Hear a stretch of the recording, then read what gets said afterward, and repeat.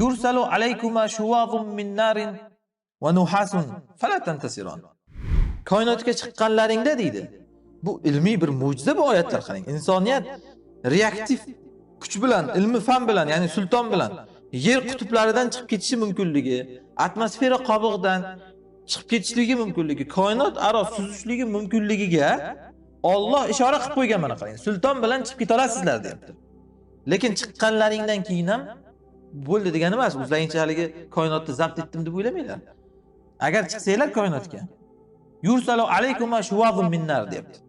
Sizlarga olovdan iborat sel jo'natiladi. Shuvazun sel. Olovdan iborat sel. Sel degani, ya'ni masalan sel keldi deyiladi-yu, suv oqimi. Olov oqimi jo'natiladi sizlarga. Ibn Abbos radhiyallohu anhudan kelgan tafsirda bu shuvazni cho'g' deb tafsir qilganlar, tutunsiz olov. Va nuhas. Bir tafsiri nuhasni tutun degani, ikkinchi bir tafsiri irigan mis jo'natiladi sizlarga. Fala tantasiron, hech qochib qutula olmaysizlar. Bu oyat ham katta bir ilmiy mo'jiza oyatlardan. Chunki insoniyat shu paytgacha koinotni zabt etish haqida o'ylasa, xuddiki haligi tovuq boqar fermer haqida fikr qilgandek fikr qilardi. Tovuq boqar fermer fikr qilgandek fikr qilardi. Ya'ni nima degani tovuq boqar fermerning fikri? Inson tovuq fermasi tuzmoqchi bo'lsa shunday fikr qiladiki, bitta tovuq bilan bitta xo'roz olaman. Bular tug'adi. Bir oyda 30 ta tovuq bo'ladi. Bir yilda 300 ta tovuq bo'ladi. Ularni sotaman, qo'y olaman. Qo'ylar tug'adi. Bir yil, 2 yilda qarabsanki bir 100 taday qo'y bo'ladi. Qo'ylarni sotaman, mol olaman. Mollarni sotaman, keyin uy olaman, mashina olaman. Qarabsanki 4-5 yil ichida men katta boyvachcha bo'lib ketaman. Ana shu tovuq boqardi fikri degani. Ya'ni faqat qo'shishni biladi, ayrishni navbatga olmaydi. Ya'ni faqat foydani o'ylaydi, u axir favqulodda holatlar bo'lib qolishligi, zararlar bo'lib qolishligi, bir masalan kasallik kelib, hammasi qirilib ketishligi mumkinligi parrandalardi. Bu narsalarni inobatga olmaydi. Inson koinotni zabt etish haqida fikr qilar ekan, ana shunaqa fikr qilardi avval. Masalan, 6 oyda Mars sayyorasiga yetamiz. Bir yilda Quyosh sistemasini tark qilib ketamiz. Yoki 10 yilda masalan. 10 yilda Quyosh sistemasini tark qilib ketamiz. 4 yilda bitta yulduzga yetib olamiz. Uni atrofida sayyora bor, boramiz uyda yashab ketamiz. Ana shunaqa tovuq boqar fikr qilganga o'xshab fikr qilardi.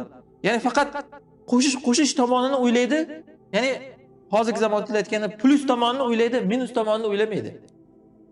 Zarar ehtimoli, axir bu yerda qanaqangidir falokatlar bo'lishligi tomonini o'ylamasdi. Alloh qarang, insonni koinotni zabt etishga targ'ib qilgan paytda inson bilan jinni.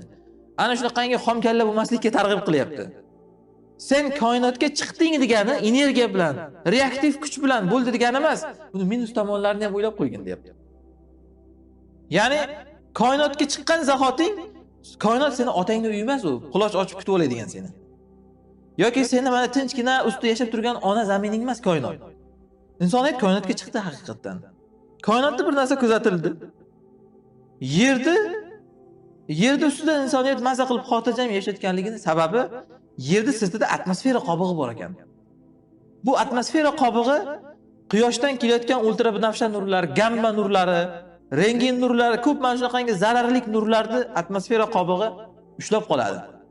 Quyoshdan kelayotgan zararli nurlarni yoki koinotdan kelayotgan zararli nurlarni.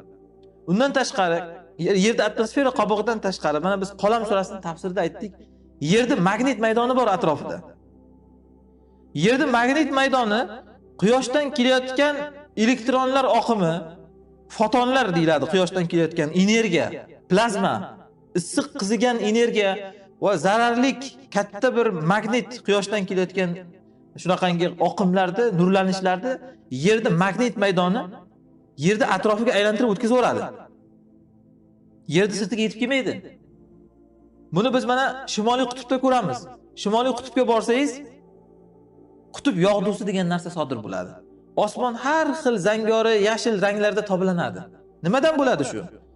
Yer o'zini sirtidan yerda magnit maydoni, quyoshdan kelayotgan elektron oqimni, protonlarni, fotonlarni atrofiga tarqataveradi yerda elektron maydoni.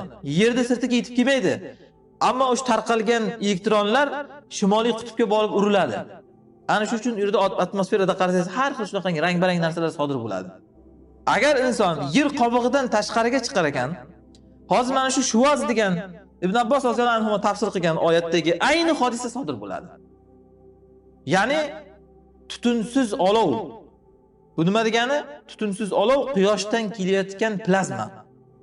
Energiya, quyosh chaqnashi degan narsalar bor. Quyosh shamoli, quyosh chaqmog'i degan narsalar bor.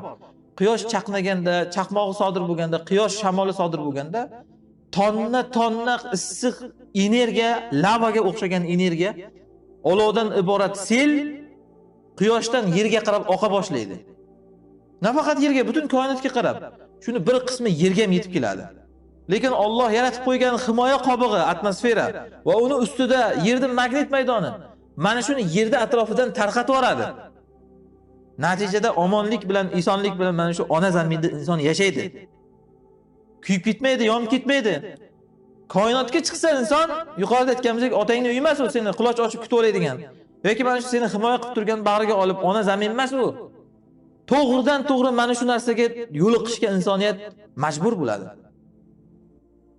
Quyosh chaqnaganda, quyoshdan chiqqan shamollar bir soniya ichida insoniyat 60 yillab yasagan sputniklarni kuydirib yuborishga qodir. Uni ichidagi hamma elektron tizimni ishdan chiqarishga qodir soniya ichida. Agar quyoshdan bir chaqmoq kelib qolsa.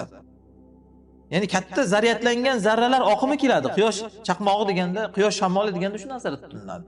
Va bu insonga tanbih tarzida yer yuzida bo'lgan ham.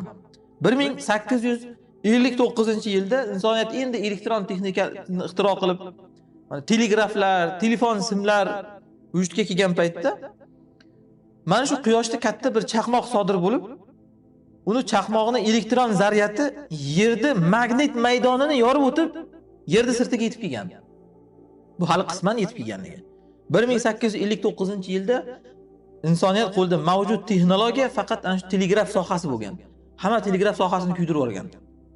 Bu bo'lgan narsa, bu tarixda qarasanglar turibdi mana. Quyoshdan kelgan ana shu elektron chaqmoq u ko'zga ko'rinmaydi u. Insonga zarari ham yo'q uni ko'rinishidan. Bu qisman insonga zarari yo'q, ya'ni yerga yetib kelganligida.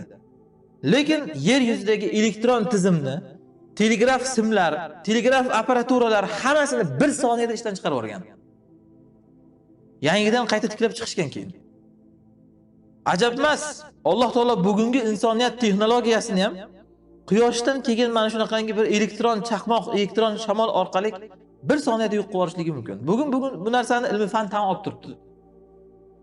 Sputniklarga, yerda magnit maydonidan tashqarida suzayotgan sputniklarga eng katta zararli narsa insonning ana shu 50 yillab ishlab chiqargan apparaturasiga bir soniyada uni ishdan chiqarayotgan narsa quyosh shamoli. Insoniyat bugun buni mo'minni qo'ying, kofir tan oldi. Koinot otamni uymas ekan.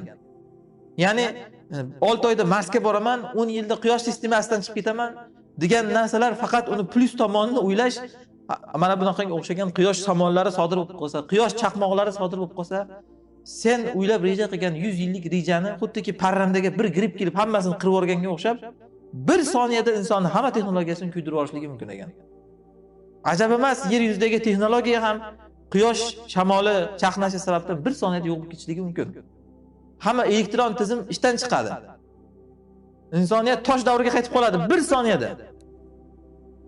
Ishlatib turgan telefonlarizmi, texnologiya hammasi, samolyot, vertolyot, sputniklar nimaiki elektron tizim bo'lsin, bir soniyada quyosh shamoli orqali ishdan chiqishligi mumkin. Alloh insonni koinotga chiqishga targ'ib qilar ekan, ehtiyotini olishga chaqirib qo'ygan. Mana ehtiyot bo'l, bir soniyada kuyib ketishing mumkin debdi. Yursalu alaykuma, ey inson va jin ikkalangga shuvazun minnar, olov sil jo'natiladi. Bu yuqorida aytganimizdek quyoshdan kelayotgan plazma, quyosh shamollari va nuhasun degan, ya'ni mis degan ana shu elektron chaqmoq, mis oqimi, ya'ni elektron zaryadlangan oqim sizlarga jo'natilinadi. Fala tantasiron, hech qutulib qola olmaysizlar. Uzoqqa bora olmaysan, koinotdan chiqib ketib. Chiqa olmaysan ham. Qancha buni zararlar seni koinotga kutib o'tirganligiga Alloh ishora qilib qo'ygan mana. Bundan ochiq Allohning bir insonga rahmliligi, rahmati bo'ladimi? Qarang, insonga tushuntiryaptiki, chiqib keta olsang, qaniydi qochib keta olsang, qochib keta olmaysan lekin. Ertaga men jahannamdan azob berishligimda, jahannamga seni tiqishligimdan ozod bo'lib qutulib keta olsang qani? Qutulib keta olmaysan-da. Eng oldingdagi Marsga yeta olmay yotibsan mana. Qancha zarar seni qurshab turibdi. Yoki inson yana koinotda kutayotgan zararlar meteor oqimi. Bugungi kunda Sputniklarga eng xatarlik narsa meteoritlar. Meteoritlarni hammasini kuzatib o'tirib bo'lmaydi, juda mayda narsalar ular. Shunday o'qdek uchib keladi, Sputnikni bir joydan teshib o'tib ketadi.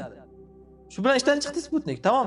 Inson 60 yil, 70 yil yashagan narsasi ishdan chiqadi. Yoki yuqorida aytganimiz quyosh chaqmoqlar bor. Uni oldindan kuzatib, bashorat qilib bo'lmaydi uni. Qachon bo'lishligini hech kim ayta olmaydi uni. Insoniyat buni kofir tan olyapti bugungi kunda. Mo'minni qo'ying, kofir. Qur'onda Alloh bizni mana shu narsadan ogohlantirib qo'ygan. Qocha olmaysan. Falatan tasiron deb. Hech g'alaba qila olmaysizlar ikkalangan. Qo'lga tushasizlar koinotga chiqqandan keyin. Hamma balo o'sha yerda boshlanadi. Biz bu tafsirlarda gapirar ekanmiz. Tarixdan, sahobalardan kelgan tafsirlarga asoslangan holda gapiryapmiz. O'zimizcha tafsir qilayotganimiz yo'q Qur'onda. Mana aytdik, Ibn Abbos roziyallohu anhu shuvazun min nardi tutunsiz olov deb tafsir qilganlar. Bu quyosh plazmasi ayni shu narsani o'zi. Quyoshdan kelayotgan issiq zarralar, tutunsiz issiq zarralar. Va Dohak rahimahulloh shuvazun min nardi as-saylu minan nar deb tafsir qilganlar.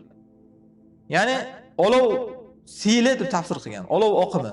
Quyoshdan kelayotgan narsa ham ayni shu olov oqimi. Shuvazun min nar demak quyoshdan kelayotgan ana shunaqangi energiya oqimi degani. Nuhas bo'lsa mis, elektron oqim. Yoki shu mis tarkibidagi zarralar. Quyoshdan rostdan mana shunaqa narsalar ajrab chiqadi, quyosh chaqnaganda.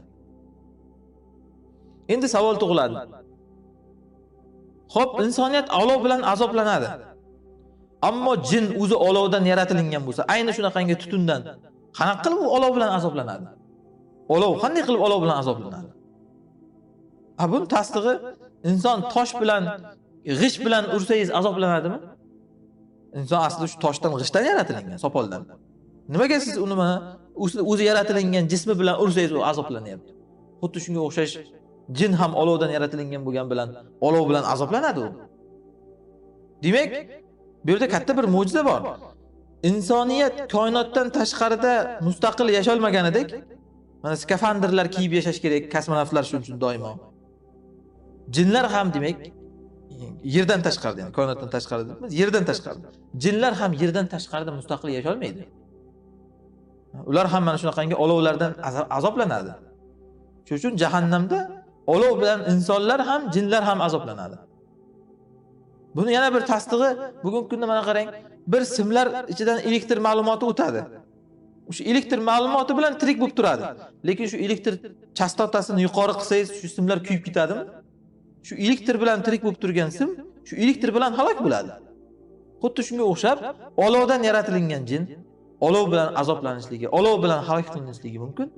Xuddiki mana tuproqdan yaratilgan inson tuproq bilan azoblanishligi, tuproq bilan halok qilinishligi ham mumkin.